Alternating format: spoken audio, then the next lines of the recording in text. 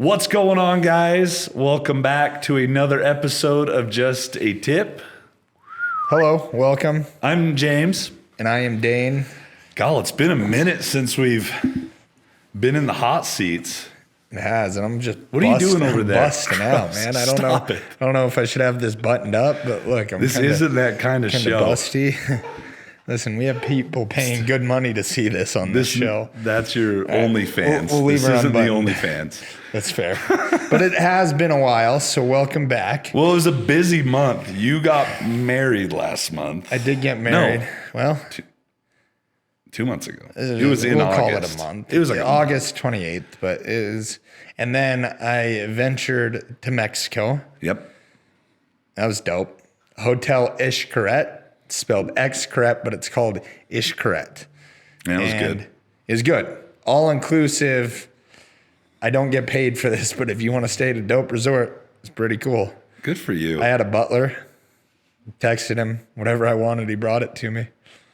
That's It's dope. cool. And now that you're home, Elise is like your Now new that I'm butler. home, I text Elise and she does whatever I ask, except for those few select things. Okay. No? But it's good. Nothing's changed. No, we had been living together for 2.5 years, and yeah, smooth sailing. It's good to hear. We're currently getting the basement ready to Airbnb. Ooh. So That's a very, little like, side grown-up hustle. thing.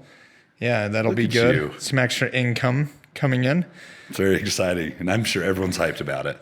Listen. Was that like a plug? Was that a plug like, hey, I'm renting my basement? All I'm saying Slip into my DMs afterwards. is that the people that don't have an Airbnb, you're not making side money, and I'm going to be making side money. And that's also what pays for these new diamonds. Ooh. Oh my gosh. No. Wait, is that That's the new one. that's the wedding ring? That's the wedding ring. I honestly, so I see you every day and I haven't looked at your ring. You can't see it, but I know there's too much happening That's here. blinging hard. That looks good. Ooh. Yeah. You're blinged out as she is. Yeah, she's impressive. She's got her J's on. That's a between me, Dane move. That's a Dane move. I had Gets to. his ring as blinged out as the ladies. Like, I get it. If it were up to me, I would have gone bigger, but she wouldn't have let me. It's fine. So as you can see, we're in a very controlling relationship, me being the controlling one, but it's all working out from the sounds of That's awesome. That's why, yeah, you guys are. Actually, you haven't been in. So I was going to make a comment about you guys are always in the gym together, but you haven't been lately. What's up? it. We got married and we're well on our way to divorce. No, not really. Not really at all. No, Elise is actually going through an updated like flush protocol. So we've scaled her gym time way back, correcting some digestive issues, correcting some hormonal issues. Right. And so, yeah, times have just kind of split up a little bit. Now the whole world knows. Working on Elise's Listen, bowels. I have also, that was not a lash out at Elise, okay? I want you to know that many of my clients are also dealing with some shit issues, okay? It's not just her. I honestly These like when things Elise happen. comes to these things because Dane always says something that's like, your host. She's going to get you after this. I don't mean to be shitty, but it ends up being shitty. Every sorry. time. Yeah, literally. So yeah, married life is good so far. Yeah. And honestly, you guys have always worked out together, though. Like, that's always been a part of your relationship. Yeah, or at least gone to the gym together. Right. Or if I go to the gym, she then goes later to the gym. Right. But it's And like or lives an active lifestyle. right. It's part of both of your life, though. Oh yeah, has to be. That's something we see a ton at the store is the debacle of one gymming, non-gymming in the relationship, or if two are together, both gymming and in the scene together, it tends to go smoother. Definitely. But when you have one that's not, it turns into an issue more often than not. Absolutely. Yeah.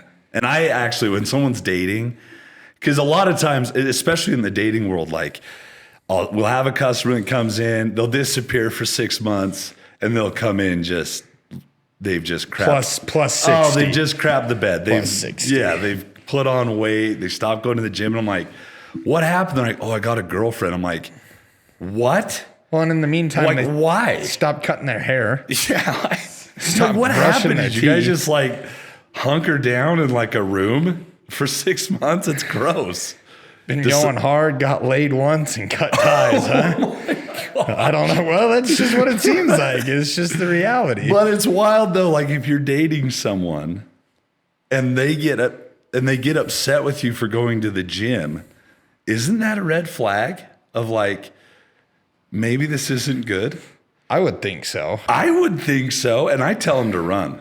So everyone out there in one of those relationships, I'm sorry, but if you come in the store and run this by me, I'm going to tell you to run. You should get out of that. Get out of that. Because here's the thing. I personally think it stems much deeper than the gym. Because the gym, yeah, it's superficial, right? But if you're going to the gym to better yourself and the person you're with doesn't like to see you better yourself, that is for sure going to apply in other aspects of your life. Well, let alone get upset for you bettering yourself, but then on the flip side, trying to sabotage you for, into not going. And there's different levels of it. Like Definitely. we've seen different levels. Like there's the saboteur. Explain that. The saboteur will like sabotage your fitness experience, right? Like if you're in, like say you're getting up to go to the gym and they're like, oh, just stay in bed. Oh, it's so warm. It's like, that's the last thing you needed to hear. Of course he wants to stay in bed. Tell him to get out of bed and go to the gym. That would be a saboteur. Or you're trying to keep your diet clean and they make like a big pan of muffins for you. And you're like, really? You did that out of love? You're sabotaging me because they don't want to see you succeed. It's messed up. If they don't want to see you succeed in the gym, they don't want to see you succeed at all. Right. That's an insecurity thing. So that would say that'd be stage 5 saboteur. Yes. And that's the worst of the worst. And they come in varying levels. And I would say the others are like, because if you have one that has nothing to do with the gym, but they at least support you in what you're trying to do, you can at least make that work long term without any crazy. In that situation, your partner probably has another hobby that they're passionate about, that they're Right. actually involved in. Right. That they're working to better themselves in that direction. Right. But even though that functions, I still think down the road there's going to be issues. There's going to be turmoil. Because if you're not working towards your fitness and health, you're going backwards. So as you age, you got the one person getting more and more fit, the one person getting more and more fat and out of shape. Like 10 years down the road, like this is a very uneven situation. It's not going to work. Right?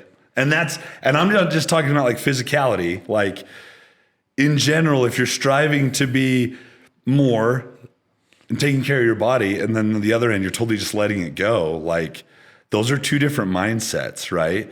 So 10 years down the road, like that little veer is going to really separate and it's not going to be good. Well, and for me, I don't know a single person that goes to the gym consistently that's trying to better themselves day in and day out that isn't successful in other areas of life. Right. Or wanting more in other areas of life. Right. Now, on the flip side, if you're a fat ass and just in all reality, like if you have no motivation to focus on health, at least to some degree, whether that's, looking at your food intake, whether that's getting out for a walk or going to the gym. Right. I promise you that is getting downstemmed to multiple other areas. Oh, 100%. You're probably working a 9-to-5 job that you are just content with, and you're not looking to improve in really any areas. Right. And that's kind of shitty to say, but it's also No, that is definitely going to offend some people, but dig deep down, look at yourself. It's kinda if I'm true. wrong, it's kinda tell true. me I'm wrong, but it's kind of true. No, but it doesn't have to be the gym. It can be, it can be at home workouts. It can be, you're a runner, you're a biker, you're Absolutely. a climber, whatever. Just being active and trying to get better at something, right? Yeah. Doesn't have to be in the weight room. Right. But ideal situation would be your situation and my situation. Well, and to give some context. So like you said, me and the wife go to the gym together all the time. Right. Whether if we do or not, we're both going to the gym consistently. Right. We've been together for over 4 years, and leading up to that, when we started dating, it was pretty set in stone from the get-go. Like, listen, I am very heavily involved in the gym, and she was going to the gym very regularly, but she also knew that is like ingrained into my lifestyle. Right. And that will always be there. 100%. And it's not going to be something that you will ever have the opportunity to like try and take away from me. Right. Because that is ingrained. 100%. And that sounds terrible, but my wife's sitting over here. But she knows it's true. She knows on the flip side, if I were to let myself go and just completely derail, right, not focus on my health, and she continued in the gym, the reality is she would be looking for someone to match what she does on a day-to-day basis. Right. Better. Right. And I fully recognize that. Well, and that's how Morgs and I were. We set just like, even when we were dating, it sounds way superficial, but it's like, if you go into the relationship where you're both striving for this, to stay healthy, to try and look good for each other, right? And be confident and all that. If you 10 years down the road just say, forget it. I feel like it's kind of like giving the middle finger to your partner, because it's like, care. Well, I don't care what you think about me. You're stuck with me. Blech. And to me, that is gross, because it stems so much more than, it goes way deeper than, you can look at it like it's shallow, like looks aren't everything. And I get that, but you should always want to be the best you for yourself. And you should absolutely want to be the best version of yourself for your spouse and for your family. And if you come out the gate with an expectation, then you change that down the road. Like Morgs and I have put it down, like it is grounds for a divorce, because it just said like you gave up, like you gave up on us, right? Because for us, like that's just a huge part of our life. And granted, this is going to rattle some cages. I get it, and everyone's a little different, but I do think if you married X with an expectation of like, this is what you said you would do, this is what you said you would be, and you change that down the road, like that's fraudulent behavior. And like it is.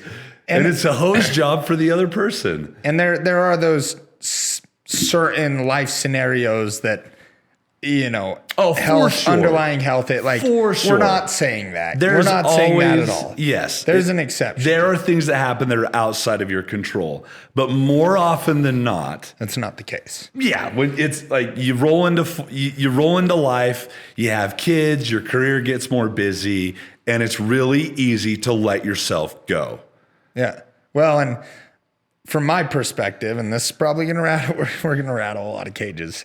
We're going to lose the subscribers we have. We're going to lose half. It's fine. The real ones will stay. This has to be told. Like for me and for the wife as well, like our relationship, like in all reality, the sexual aspect of that is a big part of a relationship. 100%. And they're laughing over here.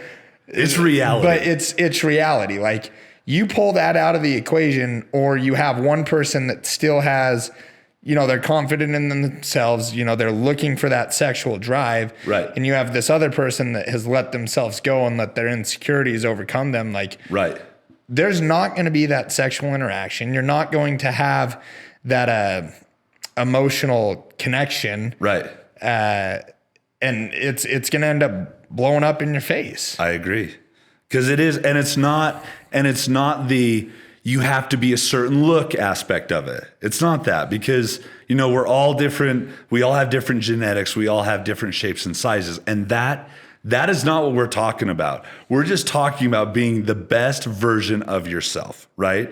Because I want to make that clear, because that does, everyone is different, and that's fine. That's how it's supposed to be. And you marry someone for who they are, right? Yeah. So and that's fine. But when you give up that aspect, when you just let that go, there is an insecurity that comes with that, and that is going to take a toll on the relationship, especially if the other one is still going forward and progressing.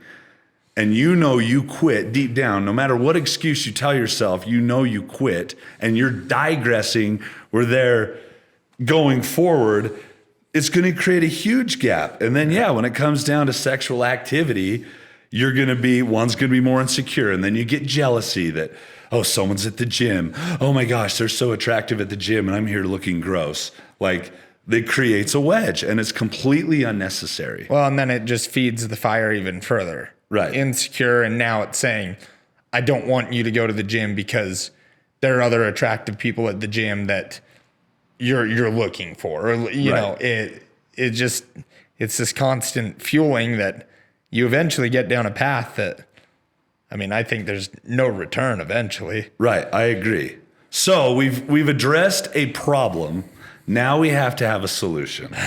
And this is going to be the ultimate tip of solutions. So we're both going to give one. I like that. Okay. So maybe not quite ultimate tip, but we're going to give tips. So 2 the tips. solution is, if you are the person in the relationship that gave up or never started, but your other significant other is progressing in their health and fitness journey, right? Start doing something, anything. Like, it doesn't have to be all or nothing, but just start doing something, and always be a support for your spouse regardless, right? But like, you have, if you're not going forward, you're going backwards in health. So you have to do something. I don't care if it's, we're going to start going on walks. We're going to at least be aware of what we're eating and try to clean it up, right? Baby steps. Like, it doesn't have to be like, I went from nothing to a gym rat, but you have to start. And if there is a divide in the relationship, that will start mending it back together, because you'll start getting on the same path. And then you can, join together in that movement. So that's my tip. I like that. Yeah, I think if nothing else, be a support system. Like, be there for your spouse with whatever they want to progress in. You have to support them in whatever way you can. Right. And I think that's the biggest part of it all. And on top of that, like, if you listen to this and you're like, oh, those guys are assholes, I get it. This one kind of hit a lot of soft spots, which I understand. But we're also very understanding, and we have been through the startup process of how to, get involved with this, whether it's, starting with walks or trying to better your nutrition. We are more than willing to help you from ground zero to get on a path of starting out. So you may not want to talk to your spouse about how to approach this right out the gate, because, there might be some disconnect already. Come in, chat with us. Right. We can absolutely help steer you in the direction as far as nutrition or workouts, or just even your mindset towards it all. Right. Because I think that's the biggest thing, is getting your mindset dialed in and kind of having a path of where to go. And we're more than willing to help in that regard. 100%. And you're never too far gone. Like, you've never gotten so out of shape that it's too late to turn around. Even though you might feel like it, where you're like, oh, I used to be in shape, now I just feel like garbage. Like, you're never too far gone. You just have to start, right? And if you don't know where to start, come talk to us. And all I really give a damn about in that regard is people giving effort, trying. Yep. You're not going to be perfect. Like, you're going to have roller coasters of this, but if you try and try and try, like, that's the name of the game. Right. You try, you fail, you try again. You don't just give up, and you're eventually going to beat a path that you can stick with. Right. And if both of you have fallen off the wagon, do it together. Like, I promise you, it will strengthen your relationship tenfold. Everything will be better. You'll get along better. You'll have another thing that you can agree on The sex will be better. Everything's better, right? And I think all of this information together is our ultimate tip. We'll see you guys.